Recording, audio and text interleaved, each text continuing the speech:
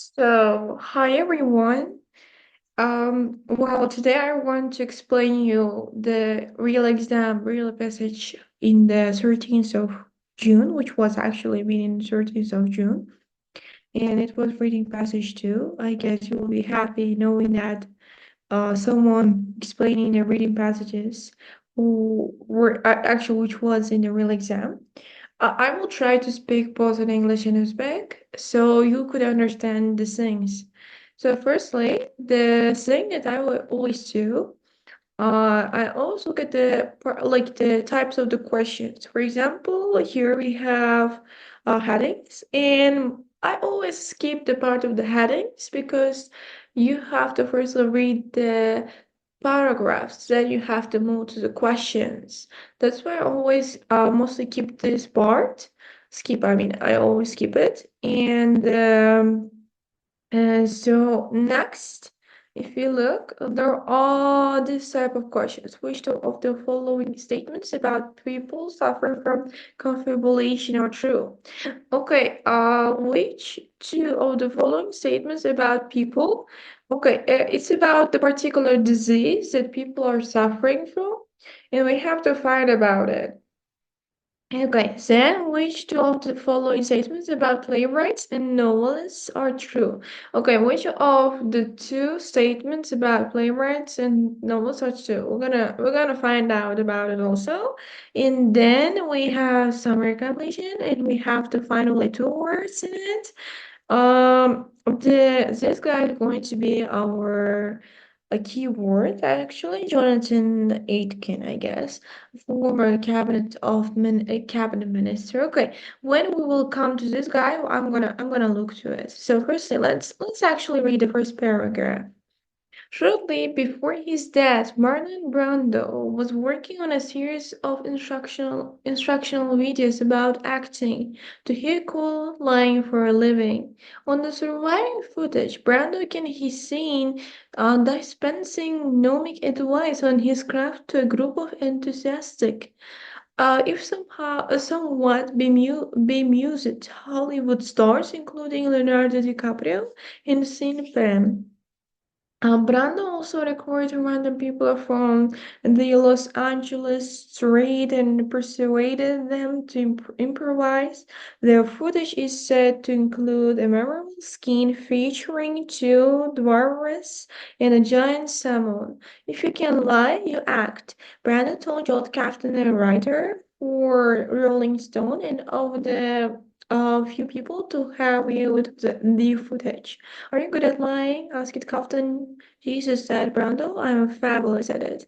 So, so it's actually a lie, actually, about, I mean, the actors that lie. Let's see what is going to be suitable here. Um, okay.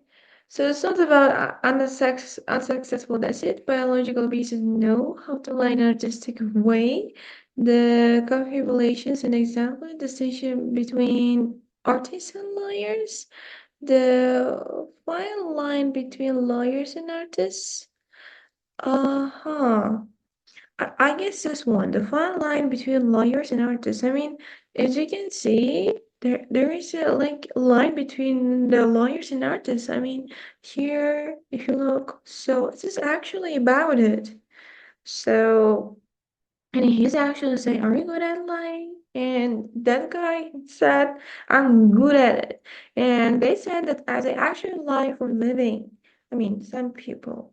So, and there is a, like it's actually saying that I mean the file lines, So that's why the answer will be six. Yes, right, six. The answer will be six. There you go. I just zoomed it because I wanted to make it beautiful. Okay, so we didn't have people about suffering from confabulation, which means we didn't have this one also, and we didn't have Jonathan Aitken. Let's look at the B. Brando was not the first person to know that the line between artists and lawyers is a line one. If art is a kind of lying, then lying is a form of art, albeit a lower order or scale than Mark Twain had observed.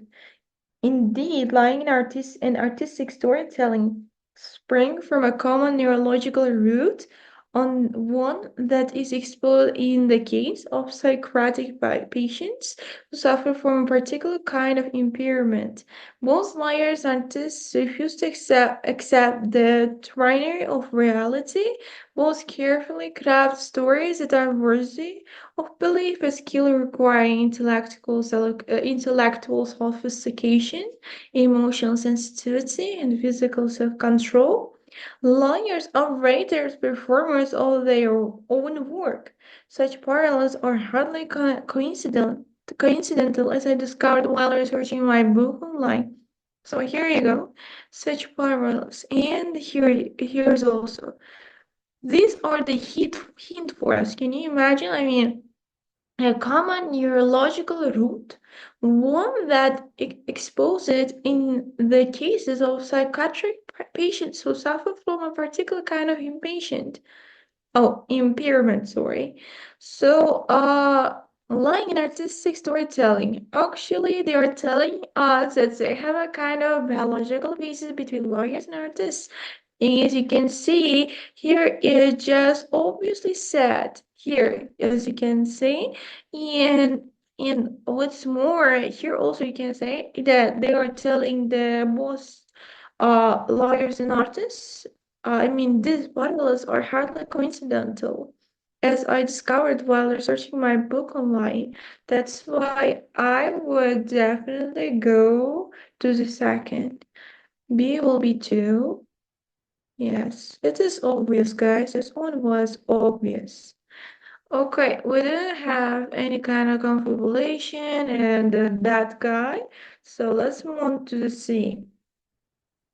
A case study published in 1985 by Antonio Damasio, a neurologist, tells the story of a middle-aged woman with brain damage caused by a series of strokes.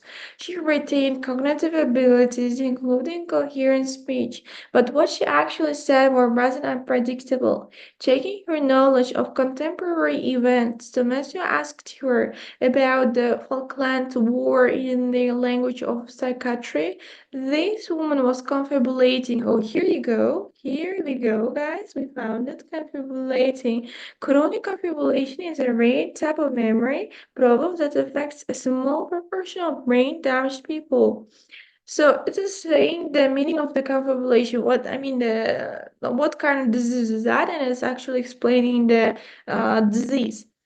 In the literature, it's defined as a production of fabricated, distorted, or misinterpreted memories about oneself or the other world without the conscious intention to deceive, whereas amnesiacs make errors of omission. There are gaps in their recollections. They find impossible to fill. Confabulators make errors of commission. They make telling up rather than forgetting they all are inventing. Okay, so they like to invent something. Calculating patients are nearly always oblivious to their own condition. Okay, they know that they have their condition kinda, and will earnestly give absurdly implausible explanations of why they are in hospital. Oh, it's interesting. So, Karele, which means when they get this kind of disease, they do not say why I'm in the hospital. They try to find the reason why they are actually in the hospital. Yani bu degani uni hospitalga tushib qolsa, qidirib o'tirmaydi, просто aytadi, miyasini logikasini ishlatib ko'radi. Nimaga man hospitaldaman? И shunday aytgandan keyin o'ziga o'zi javob topishga harakat qiladi. Например, man kimdir bilan urishib qoldim yokida man avariyaga tushib qoluvdim degan bo'lishi mumkin. Bu just example, guys. Okay, one patient asked about his surgical see explained that during the Second World War, he surprised a teenage girl who shot him 3 times in the head, killing him only for surgery to bring him back to life. The same patient, when asked about his family, described how various times they had died in his arms or had been killed before his eyes. Others tell yet more fantastical tales about trips to the moon, fighting alongside Alexander in India, or seeing Jesus on the cross. Confabulators aren't out to deceive. They engage in what Maurice Misovich, a neuropsychologist, calls honest lying, uncertain enough, securely distressed by their uncertainty. They are seized by a compulsion to narrate, a deep-seated need to shape, order, and explain what they do not understand. Chronic confabulators are often highly innovative at the verbal level, jamming together words in nonsensical but suggestive ways. One patient, when asked what had happened to Queen Mary, okay, answered that she had been suicided by her family. In a sense, these patients are like novelists, as described by Henry James, people on whom nothing is wasted. Unlike writers, however, have a little no control over their own mental materials. Okay. So this obviously will be this. I mean, it's still in the definition of confabulation. So the C will be 7. Okay, and we find out the information about confabulation. Okay, so first of all, uh they are aware of their condition actually. So yes, they are normally aware of the condition. I mean, they know what happened to them, right? And so because here we got that. I mean, confabulation patients are nearly always oblivious to their own condition. Oh no, it's oblivious. Okay, and will earnest. Oh, sorry. And earnestly give absurdly implausible explanation why they are in hospital or talking to a doctor. Uh-huh.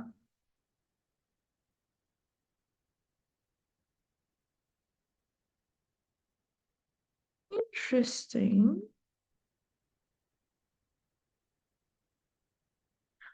And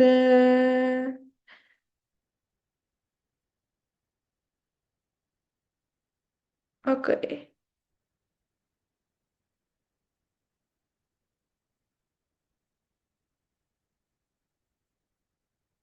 Okay, they may make things up. So which means they often try to do something. Uh-huh. Of one patient asked about his surgical he explained that during the Second World War, he surprised a teenage girl who shot him 3 times in the head, killing him only for surgery to bring him back to life. The same patient. Okay, it's actually the things. Uh-huh. Let's read this one. They engage in what Morris Massage, a neuropsychologist, calls honest lying. Uncertain and securely distressed by the uncertainty, they are seized by a compulsion to narrate, a deep-seated need to shape, order and explain what they don't understand. Chronic confabulator are often highly inventive at the verbal level, so they often make things up, jamming together words in nonsensical but suggestive ways. Uh-huh.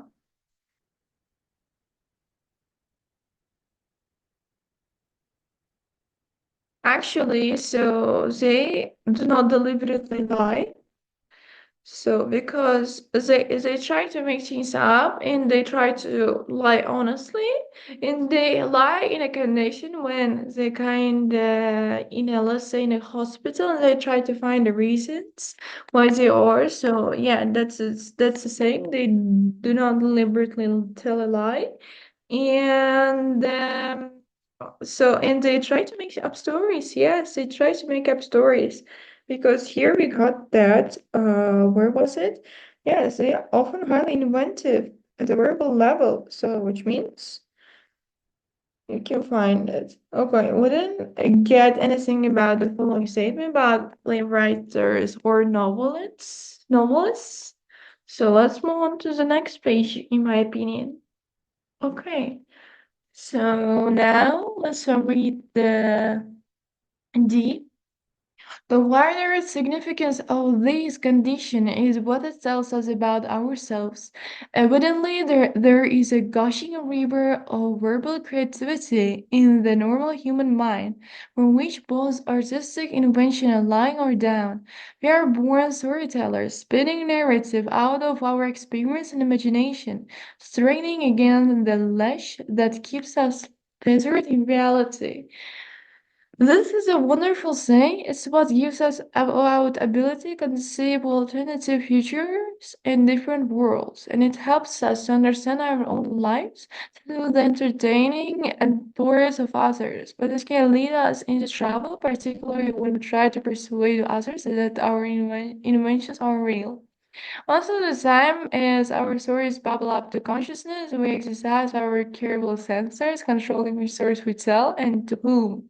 Yet people lie for all sorts of reasons, including the fact that confabulating can be dangerously fun. So, okay.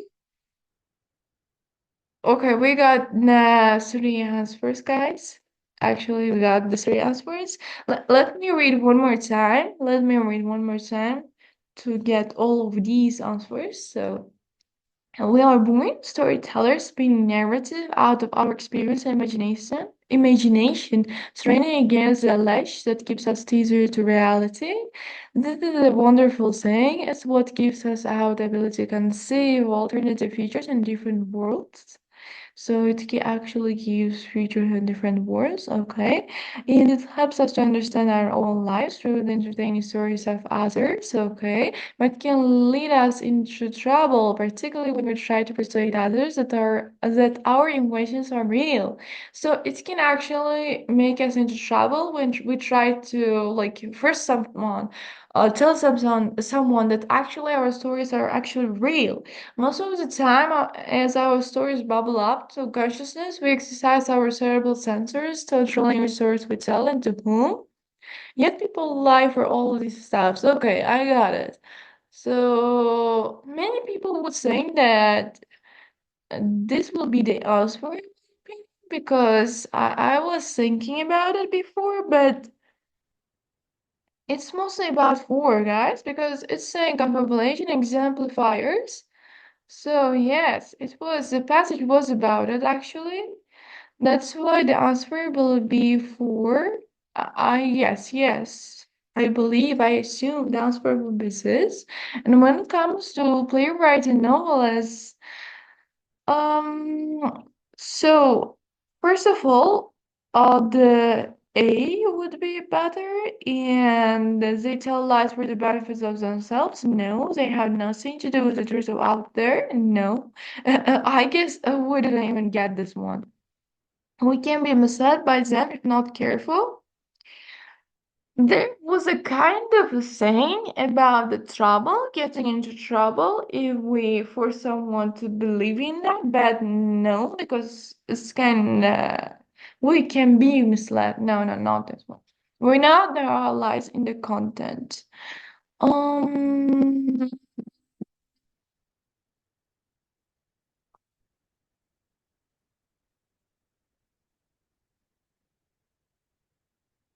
yes, we exercise our cerebral sensors, controlling which stories we tell and to whom.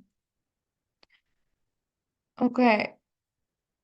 So wider significance of this condition is what it tells us about ourselves. Evidently, there is a gushing river of verbal creativity in the normal human mind from which both artistic innovation and lying are down.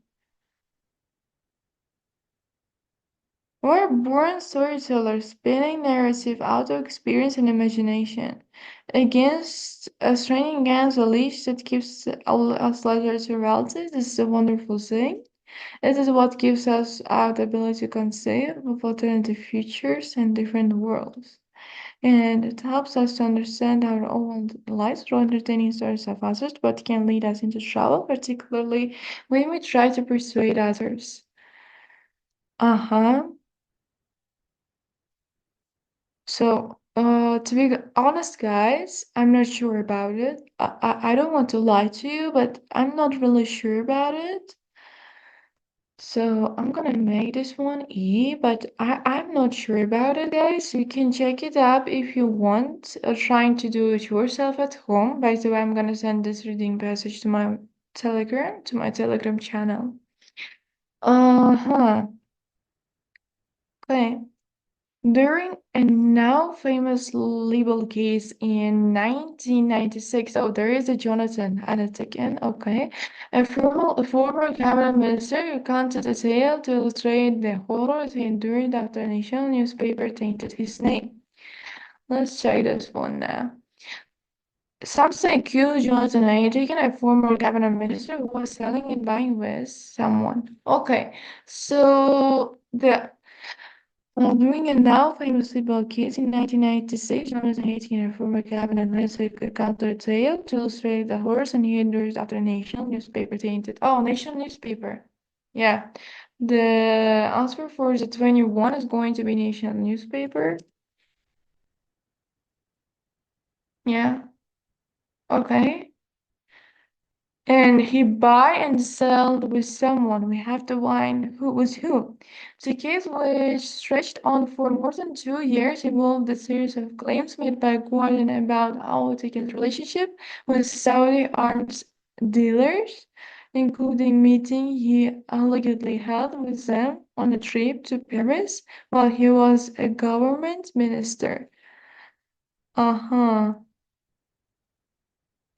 What amazed many in hindsight was the sheer superfluity of the lies Aitken told during his testimony. Aitken's case collapsed in June 1997 when his defense finally found indisputable evidence about his Paris trip. Until then, Aitken shared influence and flair for theoretical displays of sincerity looked as if they might bring him victory. Okay, not here. No, the made by The Guardian about Al-Awtikin's relationship with Saudi arms dealers. I guess arms dealers buying with.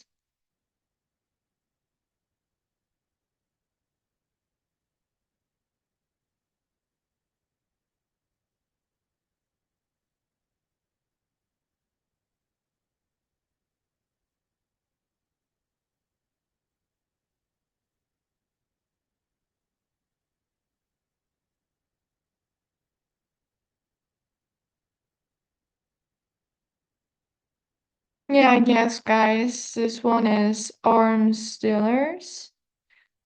Yeah, let me check this one. Arms dealers. We're gonna check it later. Uh-huh. So then what was there then? And then it was collapsed when he defense finally found indisputable evidence about his Paris trip. He was deemed to have his something. He was deemed to have his something, and it was somewhere here. Yeah. Etiquette's case collapsed in June 1997 when the defense finally found indisputable evidence about his Paris trip. Until then, Aitken shared influence and flavor theoretical displays of sincerity looked as if they might bring him victory. They revealed that that not only was Aitken's daughter not with him that day. Okay. Um. So fluency theoretical displays of sincerity looked as if they might bring him victory. They revealed that not only was Aitken's daughter, okay. So it is always a victory, guys, as you can say, uh because like he was deemed to have his victory, but actually his daughter did something. I mean, not was there. So yeah, victory, victory. Uh-huh. What we can do. So this one will be one. Obviously, I mean the unsuccessful deceit, as you can say. So the answer for the E will be one. And the last paragraph, guys, last paragraph. And finally, we're going to be done with this passage. It was actually difficult. It was quite difficult. Of course, unlike Altkin, actors, playwrights, and novels are not literally attempting to deceive us because the rules are laid out in advance. Come to the theater or open this book and we will lie to you. Perhaps this is why we felt it necessary to invent art in the first place, as a safe space into which our lives can be correlated and channeled into something socially useful. Given the universal compulsion to tell stories, art is the best way to refine and enjoy particularly outlandish or insightful ones. But that is not the full story. The key way in which artistic lies differ from normal lies are in from the honest lying of chronic confabulators is that they have a meaning and reasons beyond their creator. The liar lies on behalf and himself. The artist tells lies on behalf of everyone. If writers have a compulsion to narrate, they compel themselves to find insights about human condition. Merriam-Webster's Lewis has written that novels express a crystal truth that can only be expressed in a furtive and veiled fashion, masquerading as what is not. Art is a lie whose secret ingredient is truth. Okay. Okay. So it was actually I mean, it was actually the difference between the lights, right? So it was different from normal lights. Here we can see a key in which artistic lights differ from normal lights or from the honest lights. So as you can see, the obvious answer will be five, the distinction between artists and common liars. So yeah, that's it. That's actually it. So I guess the answer's going to be true, guys. I'm gonna check it one more time, guys. If I made some kind of mistake, I'm gonna write it down. So in your you can find this passage on my Telegram channel. I'm gonna just write it down to the like where? I forgot the name. I forgot the name even in Uzbek. Okay, let's say in Apisanya, like of the YouTube, so you can find it. So thank you guys. Thank you for everything. Thank you for watching it. So see ya.